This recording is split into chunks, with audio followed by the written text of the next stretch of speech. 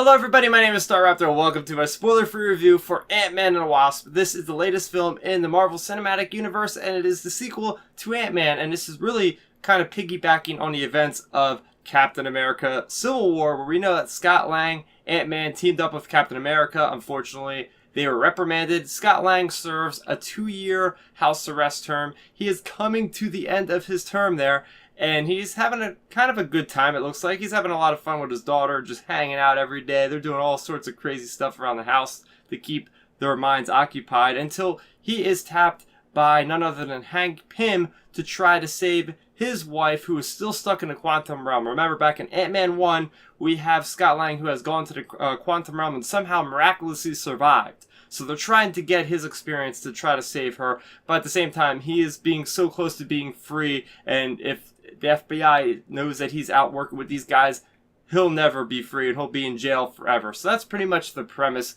of this entire movie, with Scott Lang trying to balance between helping these guys out but still trying to get out of his sentencing. So getting into the things that I enjoyed, I want to talk about the visual effects, because that was the first thing that I really noticed about this film was, wow, they de-aged Michael Douglas in a few of the scenes, and it looks spectacular. I don't know how they do it. It kind of seems almost like on that Tarkin level with Rogue One.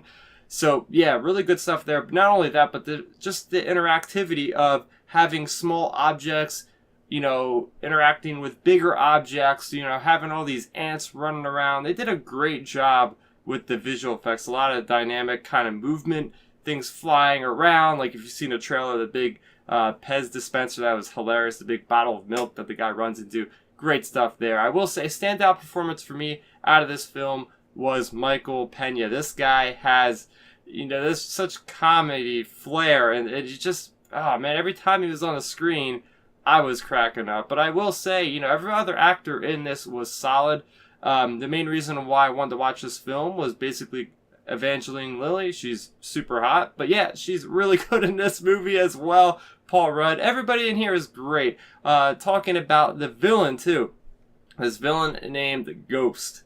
And she is something that I didn't expect, because I figured she'd just be this throwaway villain.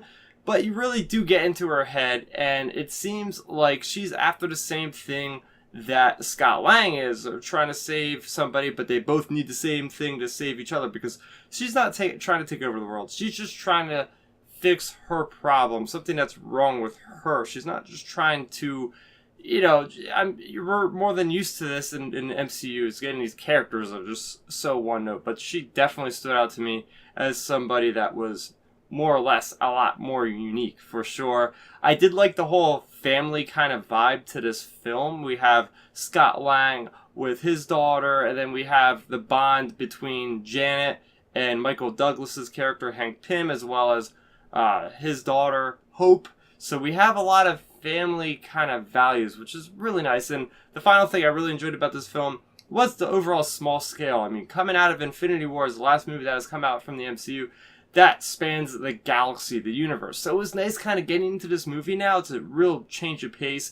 It's very lighthearted, and we're just dealing with people on a personal level. You do get out of this film knowing a lot more about all the characters, for sure. The only thing I will say that was, you know, I could have used more of is more risk, more things where I was going to, you know, be worried about the characters, because I didn't really get into a lot of moments where I felt like, oh, this is going to be the end of this character.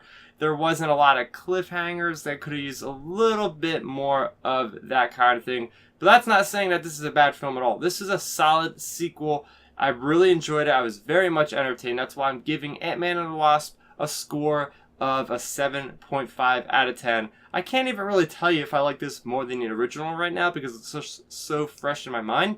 It's definitely a solid film. I would definitely recommend seeing it. So now I want to hear from you guys. Did you see Ant-Man and the Wasp? What did you think about it? Let's talk about it in that comment section below. Also, if you're new to the channel, welcome. I have plenty of other movie content, as well as gaming and Star Wars general content on the channel, so make sure you are subscribed so you never miss any of that content.